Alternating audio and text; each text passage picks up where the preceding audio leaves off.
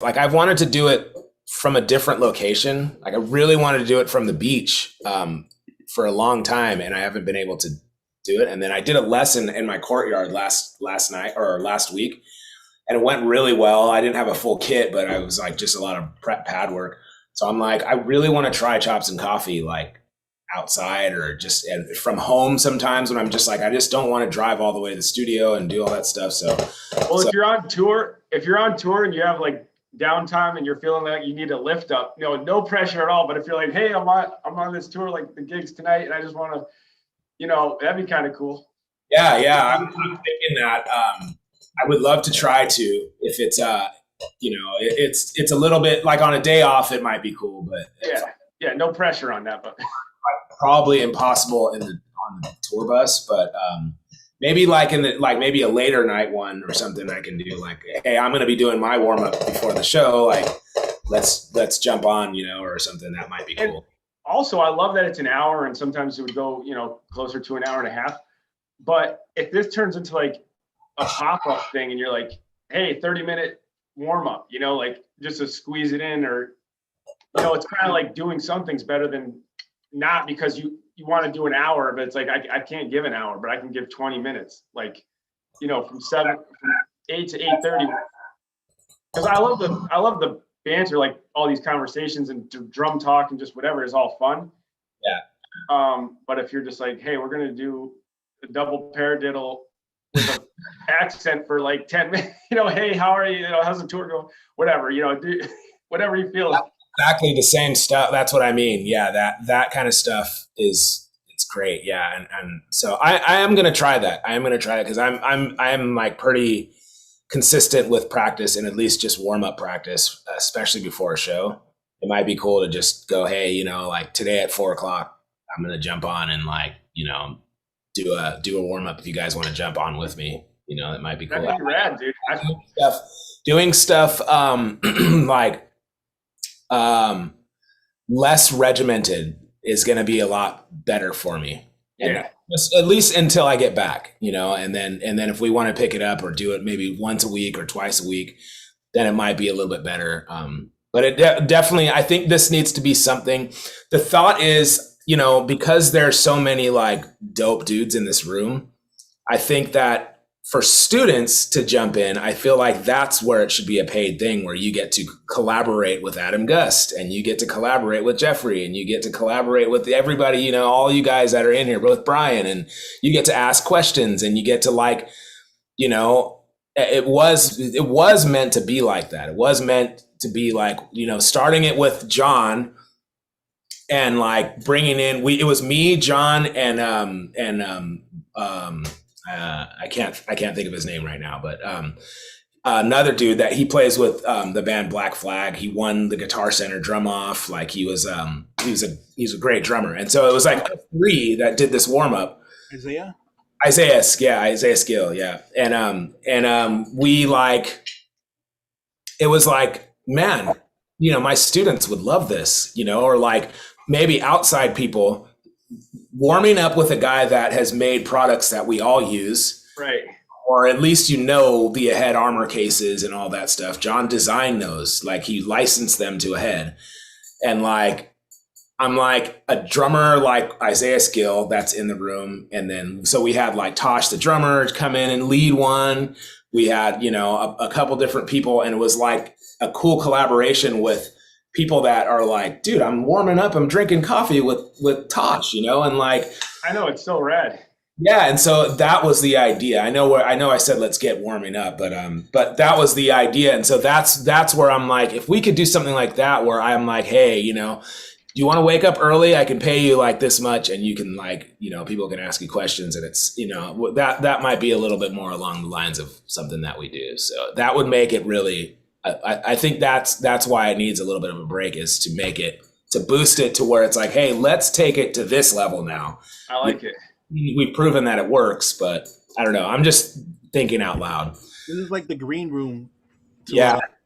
Performance. You got all like these crazy drummers. Right. Then you're like, okay, and then we're going to perform. This is like the green room to the rest of the day. Right.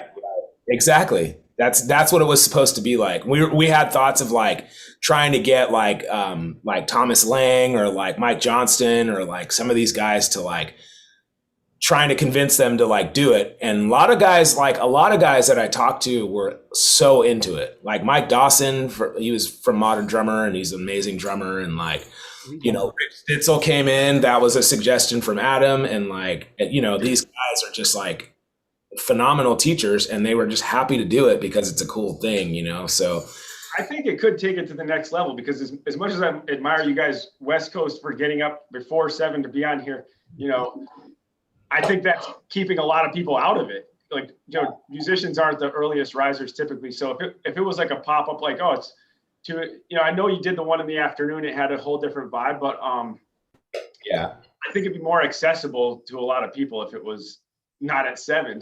So, yeah, you know, which is cool. It kept it cool, but whatever, you know. yeah. Well, we'll figure it out. All right, I'll let you get started. I don't want to keep talking your ear off. That's all good. Okay, let's do this. We did this last on Monday. Olis, I'm gonna try to explain. Unless you can read, I don't know if you play other. I do. I'm a classical musician, so I can read. Okay, never mind. Good. This is all snare drum. So we're gonna just play the double beat. This all the way through. We're gonna play it as written. This is right hand. Oops. At right hand first, switches to left on the next measure. It does it twice as long. Then we're going left hand. We're gonna play this triple beat all the way down. Lead right, lead left, double right. Okay, and then repeat.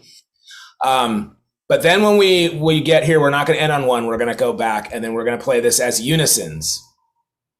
All right, and then unisons all the way down. Let's do it as written too. So let's do the repeats with the unisons. Okay. And then when we come back, then we're gonna do these right hand lead, left hand lead, but we're gonna do it flams. All right. So flams, right hand, repeat, left hand, right hand, left hand. Then when we repeat again, we'll repeat and then we'll do it left hand flam all the way down. Okay. So first, as written, second, unisons, third, flams with whatever hand is leading, whatever hand it says is our lead hand for our flam. So if our flam, so. All right. Everybody ready? Cool. Let's get it. How do I? So, 80 should be good. Here we go. Oh, my phone is on vibrate. Hold on, there we go. You guys can hear that click? All right, here we go. 1, 2, ready, go.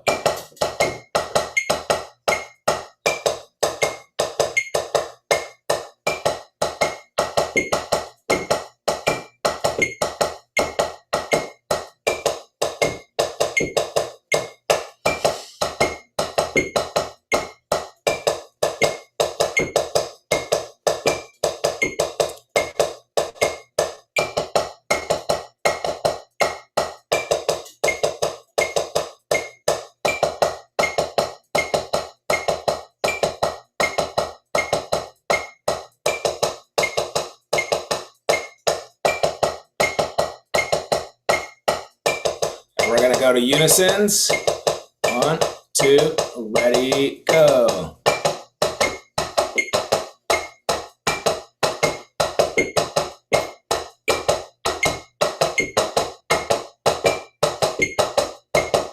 Repeat.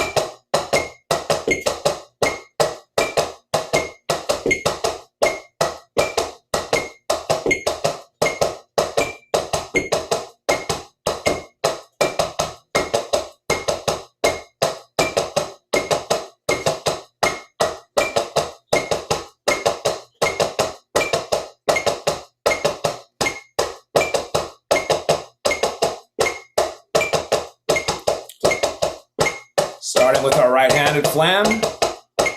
1, 2, ready, go.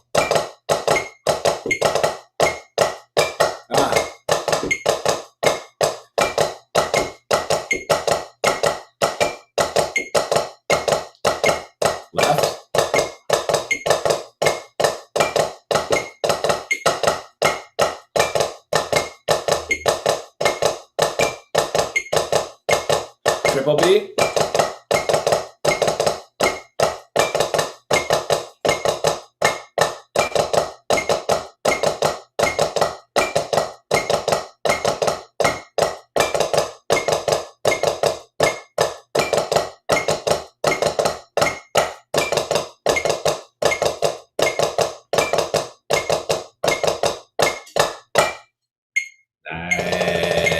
Nice. Очень хорошо. Да. Мне нравится. I'm so rusty, dude. Olis was like doing better than I was. That's cool. That was fun. Молодец, Олас. Дякую, дякую. You really speak Ukrainian? I do, yeah. First language. I recommend it. It's a beautiful language. I mean Adam. Oh, меня-то сложно. That's something new every day, man. I was in Red Elvis's for 8 years, so it was Osmosis. It's this Russian rock and roll band. Oh, Nice. Cool. Let's do this 16th note grid diddles. I like this one. I never really did like natify this, like turn these into cheese, or like, you know, it would be cool to like do that. But this one's cool because it has a check pattern every time. But so what I like to do is maybe do every measure 4 times. Instead of just doing it 1 time each. Let's do it 4 times each measure. Okay, even the check patterns 4 times each. And then when we repeat it, we'll do it all as written. Okay, so the first time through, 4 times each, all the way down. And then instead of ending on 1, well, we can end on 1 and then I'll count us back into as written. All right, so let me get 16 notes here. I don't know if you guys have these in classic music, but this is just meaning 2 strokes for each hand, or 2 strokes for this note, right? So you're playing 16 notes. This would be a 30-second note, but you're playing 2 rights. 1 and 2.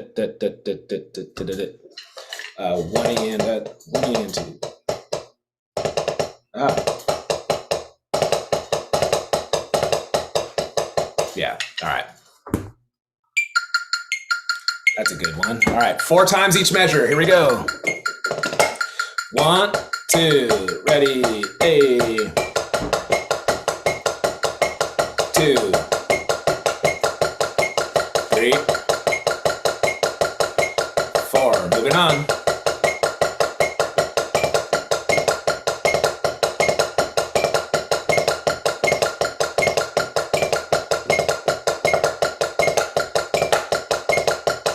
Check pattern. 2,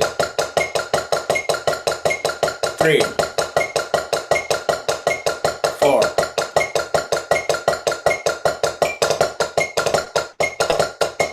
2, 3, 4.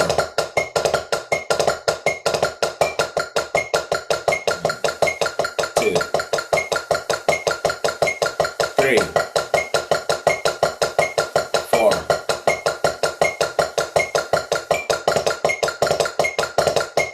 2, 3, 4.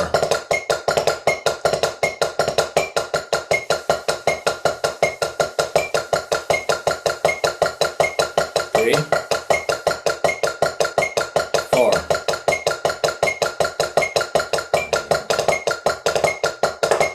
2,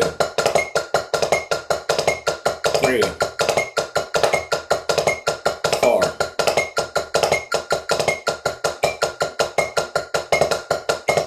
2, 3, 4.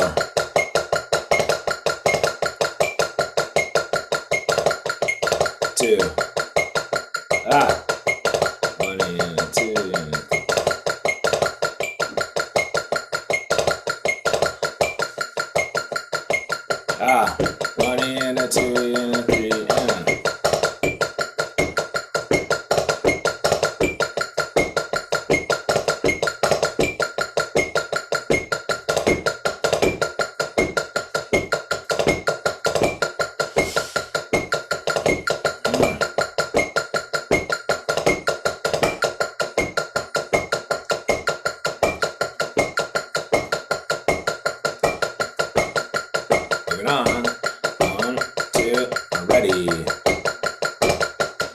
gosh, I knew I'd mess that one up.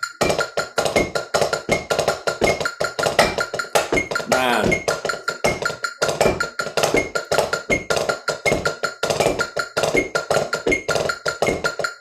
Oh my gosh, that one's hard. 2, 3, 4. And here we go.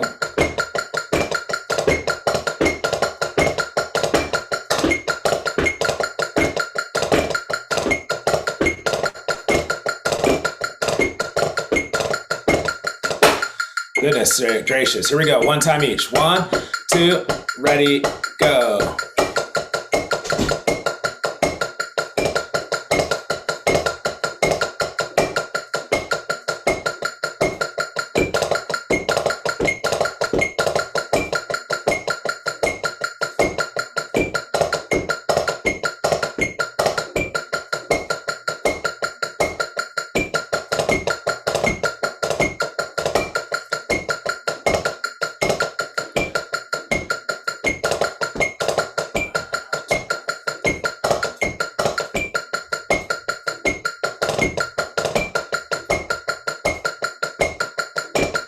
Oh my gosh, man.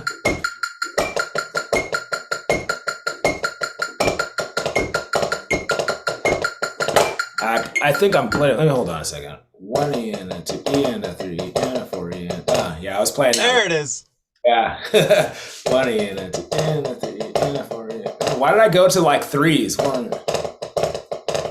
Yeah, I did that too. I love that one. Olis was like, oh, that's sick. Because it's like all the other stuff you feel good about, or at least, you know, I felt like I was competent. And then that one, it's just like, that's a rhythm section I can't hit. Like, that's the quad, triple. My mind just went to muscle memory instead of actually reading it and counting it. Like, Yeah. One That's a cool exercise, though. I think I might have done this once before. I don't know if you've had this one up before, right?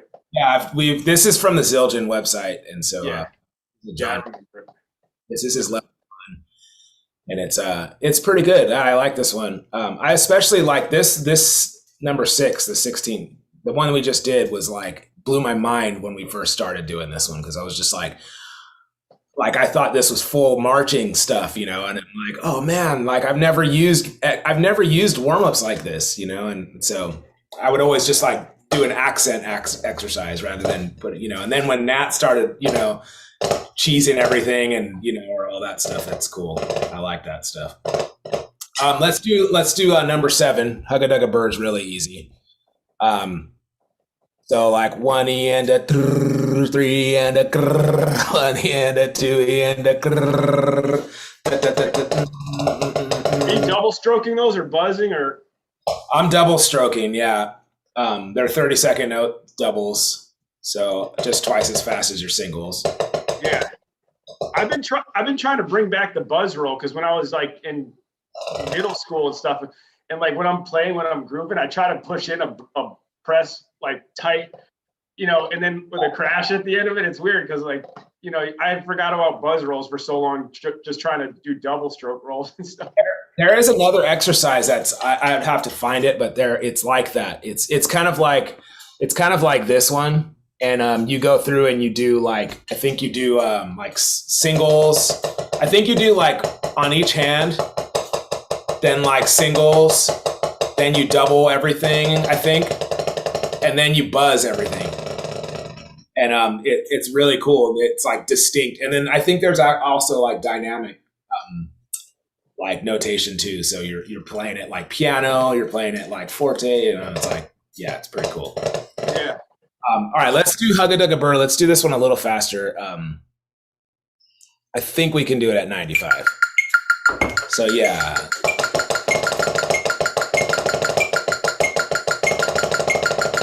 All right, you guys down with that? Is that too fast? Let's go to 90. There we go. All right, let's do this for, I have a challenge of like trying this for 2 minutes. So let's try it for 2 minutes, all right? It gets a little monotonous after a minute, but let's try it. 1, 2, ready, go.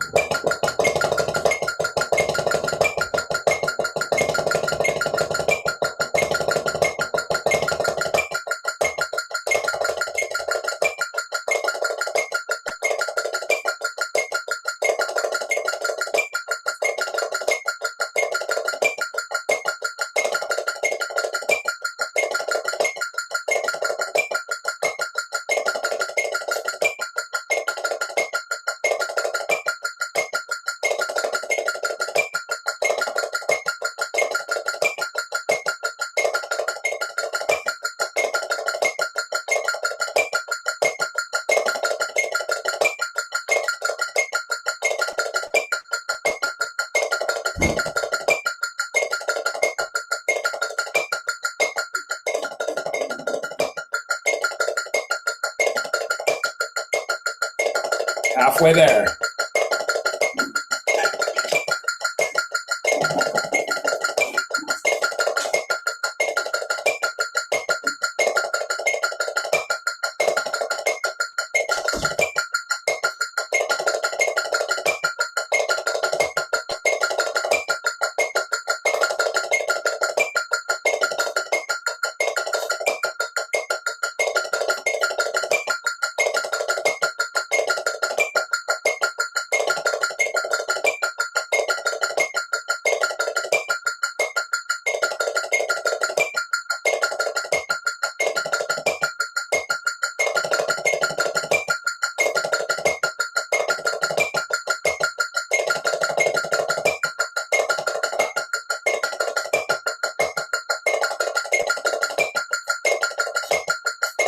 Couple more.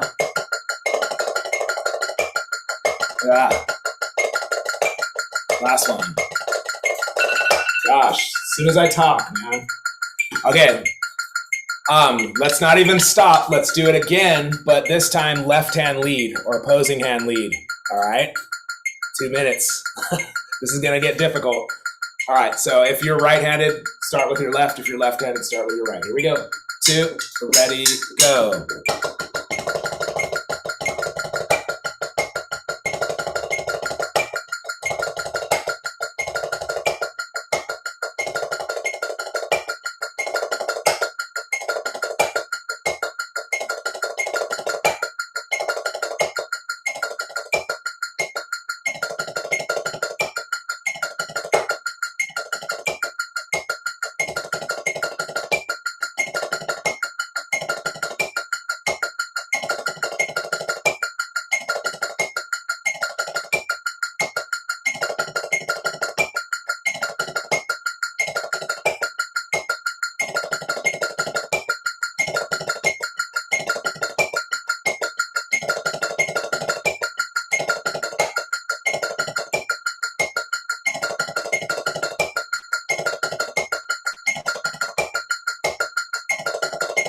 Halfway there.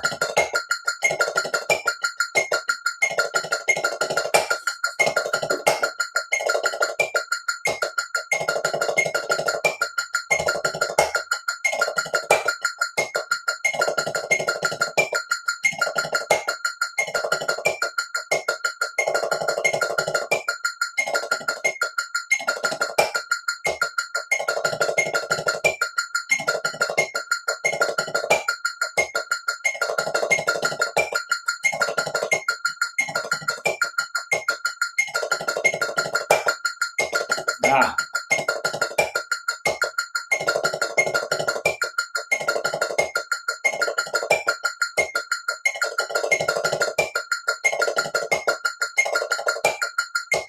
Couple more.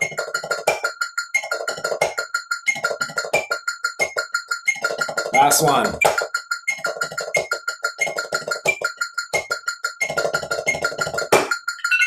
Yeah. All right, now I feel warmed up. Yeah, dude, that was cool. Woo, broke a sweat. He was like, "This is Zen." I'm like, "It is."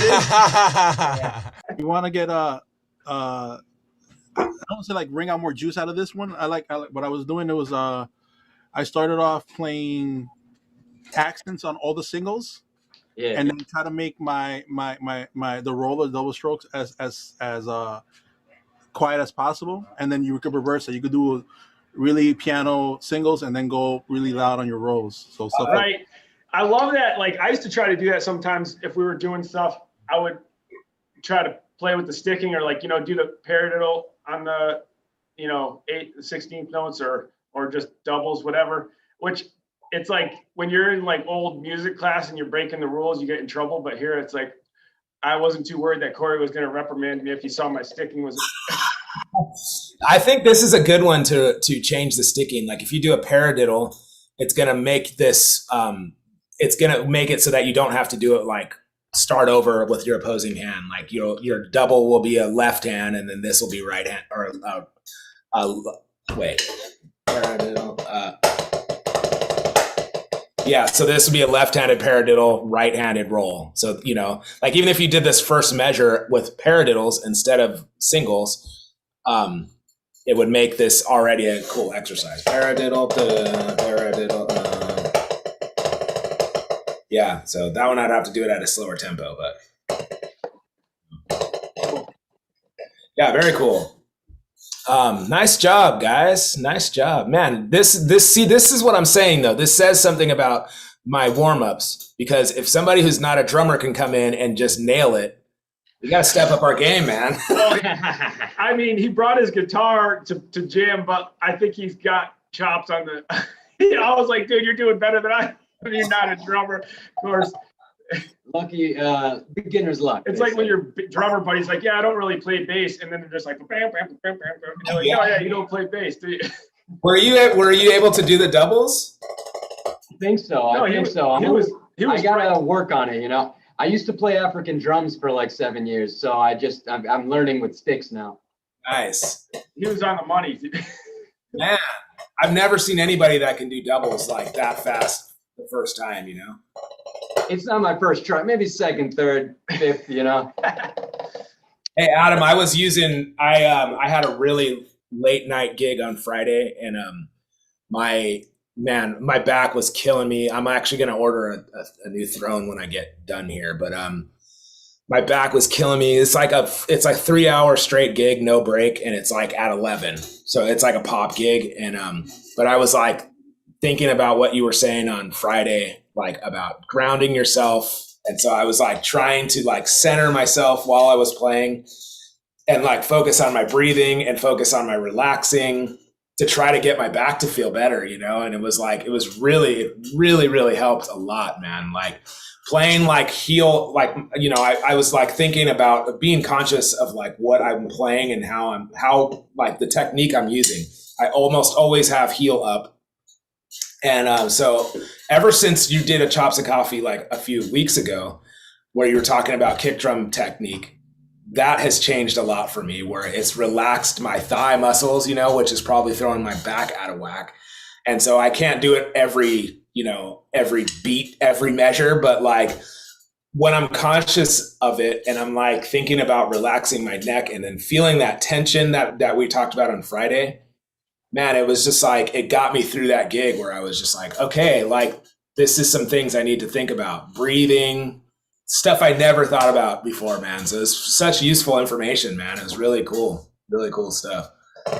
Cool, glad you thought so. Yeah, I mean, it's what I feel weird about is even since I've hosted a few times, I've already done some therapy sessions where I realized do you remember the shoulder exercise where I put the brace on and I had my shoulders back here? I realized now that was actually creating tension in my back. Like there's a threshold between here and here.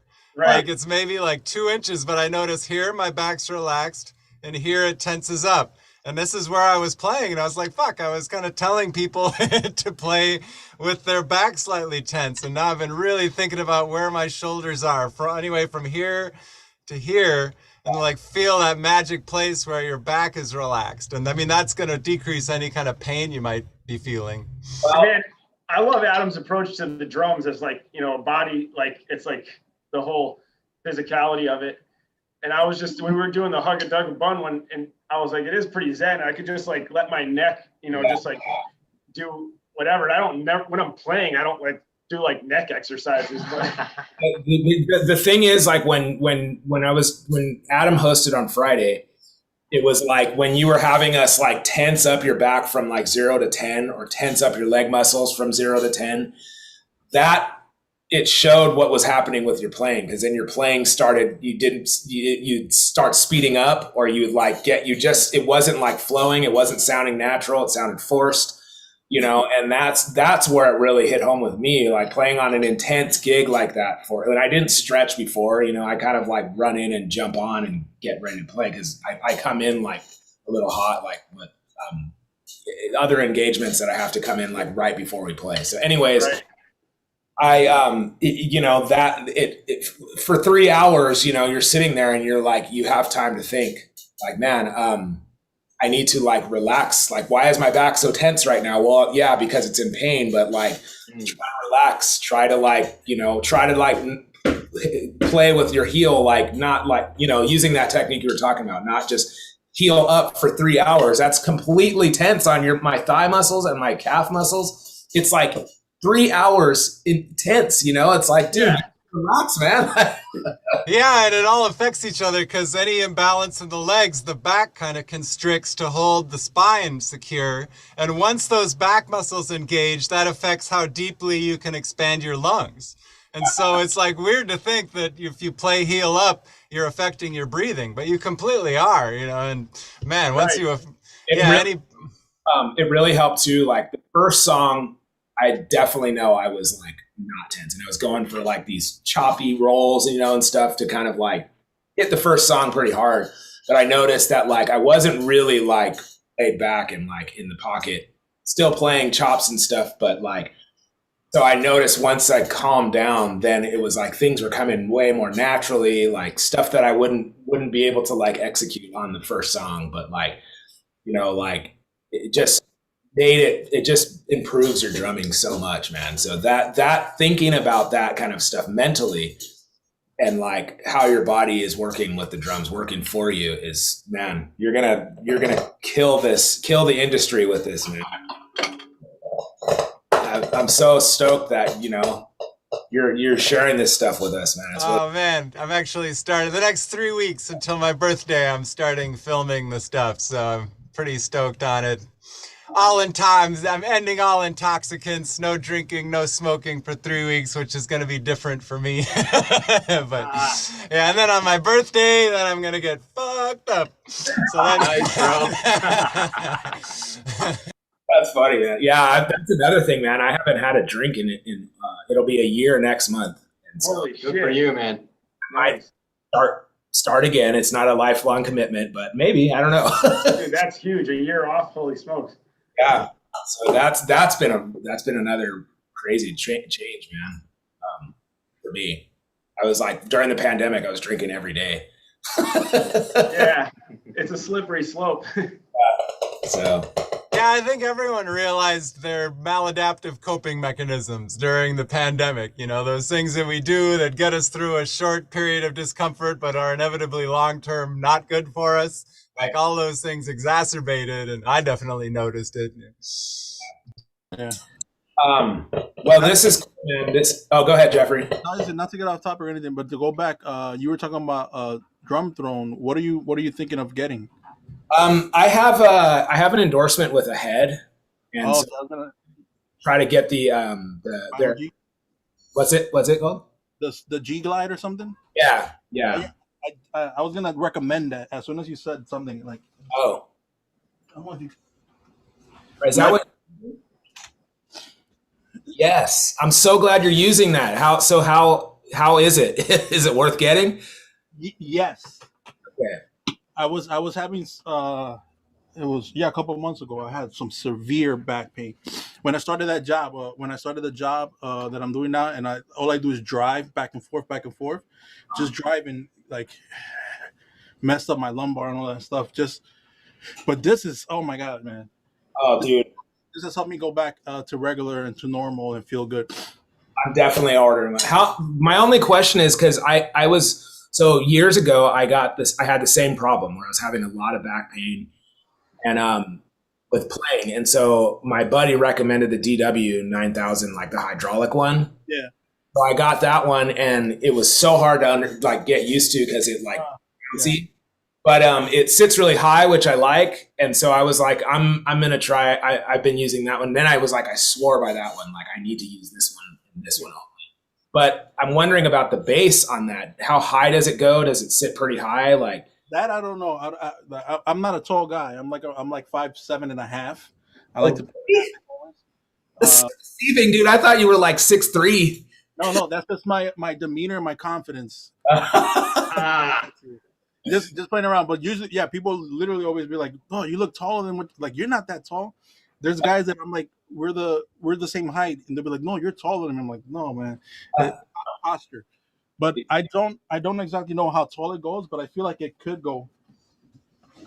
pretty high. It's not hydraulic at all. The one I have.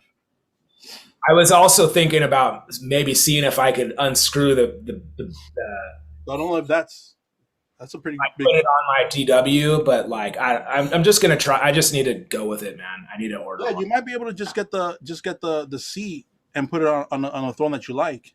Yeah. On a base that you like, but it's wonder if it- working very well, and it's the bicycle one. Okay.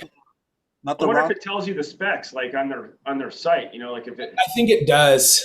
Yeah. I'm gonna email them today and like just like right when I'm done here, I'm gonna order one. It's just like it needs to happen and like The bicycle one doesn't. It helps not cut off too much circulation on your legs, because the rounder one it gets up closer. So even I just set up really tall right now, and it's pretty sturdy. very good to know.